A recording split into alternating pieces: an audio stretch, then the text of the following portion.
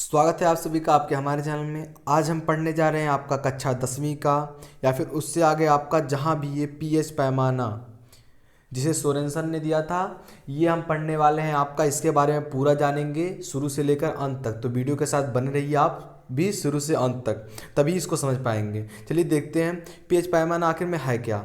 तो कह रहे हैं कि सन 1909 ईस्वी में डेनिश रासायनिक एसपीएल सोरेनसन ने H+ आयनों की सांद्रता को प्रदर्शित करने के लिए एक नए संकेत का प्रयोग किया, जिसे पीएच पैमाना या पीएच मान कहते हैं। पीएच मान आपका, जैसे कि आपका जल का पीएच मान कितना होता है आपका 7, तो यानी कि जल का पीएच मान तो कैसे दिया जाए, ये पैमाना पीएच पैमाने के द्वारा पता किया गया, जिसे किसने दिया, सोरेनसन ने। कब दिया? 1909 ईस्वी में। ये कौन से वैज्ञानिक थे?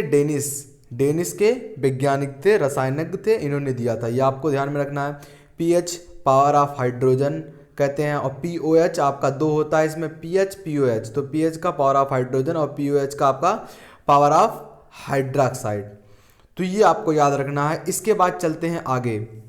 देखिए आपका पीएच का अन्य अवधारणा, पीएच के बारे में क्या एक अन्य अवधारणा और है। देखिए जलीय विलयन में हाइड्रोजन आयन की सांद्रता का ऋणात्मक लघुगण मान उस विलायक का पीएच मान प्रदर्शित करता है। जैसे कि आपका पीएच है -log H+, आपका पीएच लॉग, अब यहाँ माइनस नहीं लगाएंगे तो आपका ये बटा के रूप में हो जाएगा। यानी कि पीएच पैमाना ज्ञात करने के लिए आप किस तरीके से करते हैं, पीएच बराबर log H+, यही माइनस जब आपका जाता है, ये माइनस आपका ऊपर जाता है तो 1+ के रूप में हो जाता है। तो ये था आपका। इसके बाद जो आपका अगला है पॉइंट, ये क्या कह रहा है कि किसी जलीय विलयन में उपस्थित H+ आयनों की सांद्रता को प्रदर्शित करने के लिए 10 के ऊपर लगाई गई घात ऋणात्मक घात उस विलयन की पीएच मान कहलाती है। जैसे आपका H+ पीएच मान 10 की घात के ऊपर जो ऋणात्मक रूप में होती है, यही आपका क्या होता है, पीएच मान। आई होप वीडियो समझ में आ रहा होगा दोस्तों। इसके बाद और देखते हैं पीएच का। देखिए नोट की तरफ बढ़ते हैं। नोट आपका क्या लिखा गया है, नोट में आपका है कि 25 डिग्री सेंटीग्रेड पर पीएच पैमाने को 0 से लेकर 14 तक विस्तार किया गया। यानी कि आपका 25 डिग्री सेंटीग्रेड पे पैमाना बना, इसमें कितने खाने हैं, 14 खाने हैं शायद कह रहा है। इसके बाद यदि किसी विलयन का पीएच मान 7 से कम है, किसी विलयन का पीएच मान 7 से कम है तो वह विलयन अम्लीय होगा, और पीएच मान आपका 7 है तो वो आपका क्या होगा, उदासीन होगा, और 7 से अधिक जो रहेगा वो आपका क्षारीय होगा। दिल लिखा है कि तो वह विलयन अम्लीय होगा, पीएच मान 7 से अधिक है तो वह विलयन क्षारीय होगा, यदि पीएच मान 7 है तो वह विलयन उदासीन होगा। अब देखिए 25 डिग्री सेंटीग्रेड पे ये पैमाना बनाया गया आपका, जिसे किसने बनाया है, सोरेनसन ने। ये रासायनिक विज्ञान थे, डेनिश के थे, रासायनिक थे। इन्होंने कब बनाया था, 1909 ईस्वी में। ये आपको ध्यान में रखना है, आपका बहुविकल्पी में पूछ सकता है, और आपका बड़े में पूछेगा तो आपको विस्तार रूप से जैसे बता रहे हैं वैसे लिखते जाना है आपको। देखिए इसके बाद जो आपका ये देखिए पैमाना आपका है 0 से लेकर 14 तक। ये कितने डिग्री सेंटीग्रेड पे बनाया गया आपका, 25 डिग्री सेंटीग्रेड पे। अब देखिए इधर 7 से जो कम है ये सब अम्ल है, और 7 से ज़्यादा जो है आपके क्षार हैं, और ये जो आपका है 7 यानी कि जल ऐसे आता है, यानी कि 7 पर ये उदासीन हो जाएगा। अब देखिए यहाँ किसी अम्ल का पीएच मान और पीओएच और पीएच में आपका संबंध, रिलेशन बिटवीन पीएच और पीओएच आपको याद करना है। तो देखिए क्या सीधा लिखा हुआ है आपका, पीएच प्लस पीओएच बराबर आपका कितना है, 14। यानी कि पीएच और पीओएच को जब जोड़ते हैं तो इसका मान आपका 14 आता है। यही रिलेशन बिटवीन पीओएच और पीएच आपका है। अब देखिए पीएच पैमाने का परिसर, पीएच का परिसर तो आपका 298 केल्विन बराबर आपका 25 डिग्री सेंटीग्रेड होता है। कि आपको जैसे कोई मान निकालना हो आपका इससे रिलेटेड, जैसे आपका पीएच है तो यहाँ आपको 25 डिग्री सेंटीग्रेड है ना, तो डिग्री सेंटीग्रेड को केल्विन में कैसे बदलते हैं, आपका 1 डिग्री सेंटीग्रेड है, 1 डिग्री सेंटीग्रेड बराबर आपका कितना होता है, 273 केल्विन। इसमें आपका 10 कर दिया तो 273 में आपका 10 प्लस हो जाएगा, ऐड हो जाएगा, उतना आपका केल्विन हो जाएगा। ये आपका क्वेश्चन पूछा जाता है एग्जाम में कि केल्विन में कैसे परिवर्तित करते हैं डिग्री सेंटीग्रेड को। तो 1 डिग्री सेंटीग्रेड बराबर आपका 273 केल्विन होता है। यहाँ से 25 डिग्री सेंटीग्रेड है तो इसमें 273 में आपका क्या जोड़ दिया गया, 25, तो आपका 298 हो गया।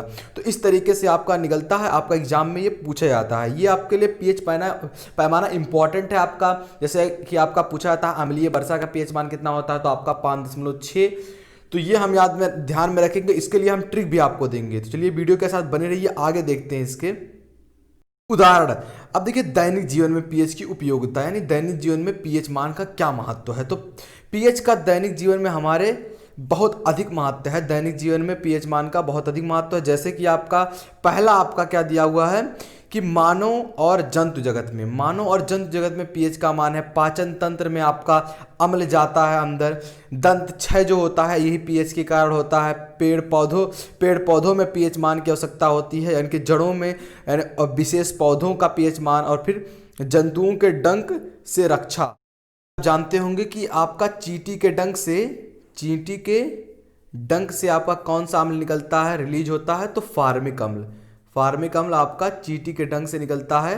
ये आपको ध्यान में रखना, आपका एग्जाम में पूछ सकता है। इसके बाद जो आपका अगला है, ये कुछ पॉइंट के रूप में लिखे हुए हैं, जैसे कि आपको एग्जाम में बहुविकल्पीय या आपका 1 नंबर करने में आसानी हो। जैसे कि आपका पहला दिया गया है कि रक्त और आंसू लार का पीएच मान लगभग 7.4 के करीब होता है। रक्त, आंसू और आपका लार जो कि हमारे मुख से निकलता है, इसका पीएच मान लगभग में आपका कितना है, 7.4 होता है।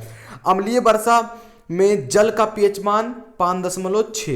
अम्लीय वर्षा आपको बताया गया है कि अम्लीय वर्षा का पीएच मान कितना है।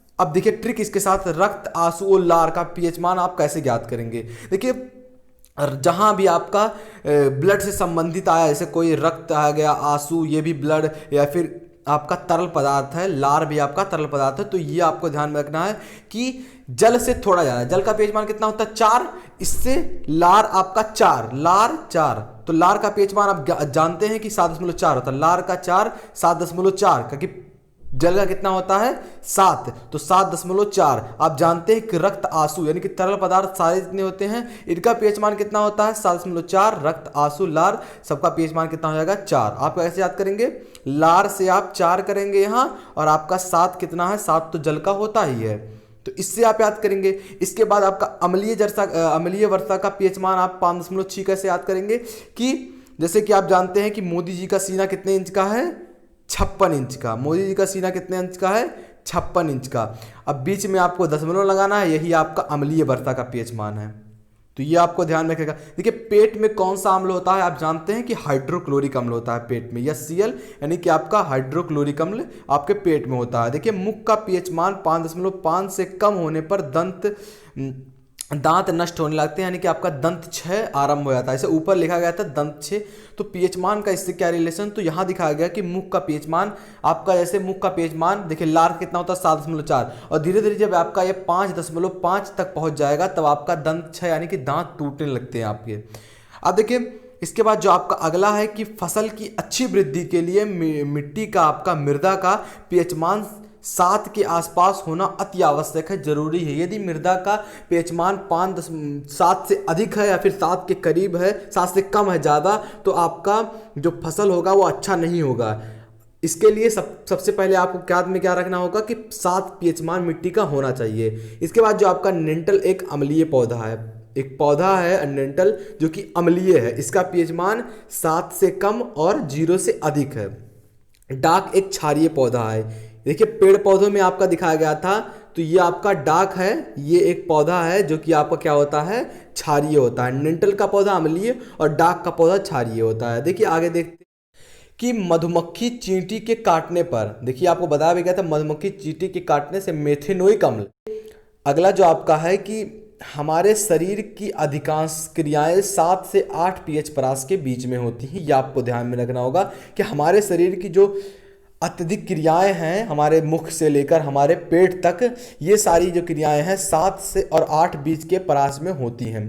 तो आशा करते हैं दोस्तों आपको पीएच मान, देखिए आपको फिर से ध्यान में रखा रहे हैं कि आपका पीएच पैमाना 1909 ईस्वी में बना था। इसे सोरेनसन ने, जो कि एक रसायनज्ञ थे, ये कहाँ के थे, डेनिश के थे, इन्होंने पैमाना दिया, ये पैमाना 25 डिग्री सेंटीग्रेड पे बनाया गया है, 0 से लेकर 14 तक खाने हैं बेसिकली इसमें। और ये आपको पॉइंट बताएगा, इसके जरिए आप पूरा, अगर आपका 7 नंबर का, 2 नंबर का, 4 नंबर का बहुविकल्पीय में सारा कुछ पूछेगा, आप लिख ले जाएंगे अगर वीडियो को अच्छे से देखे होंगे। अगर आप इसी तरीके वीडियो चाहते हैं और 10 पर किसी भी टॉपिक पर वीडियो चाहते हैं तो कमेंट जरूर कीजिएगा। अगर आप 11 में है और ये वीडियो देख रहे हैं तो आप कोई भी टॉपिक कमेंट हमें कर सकते हैं, हम सारे वीडियो आपको बताएंगे। तो आशा करते हैं फिर से वीडियो पसंद आया होगा। यदि वीडियो पसंद आया तो लाइक कीजिएगा, यदि आप हमारे चैनल पर नया है तो प्लीज चैनल को सब्सक्राइब करिए, बेल आइकन क्लिक करिए। मिलते हैं आपसे अगली वीडियो में, तब तक के लिए जय हिंद, जय भारत।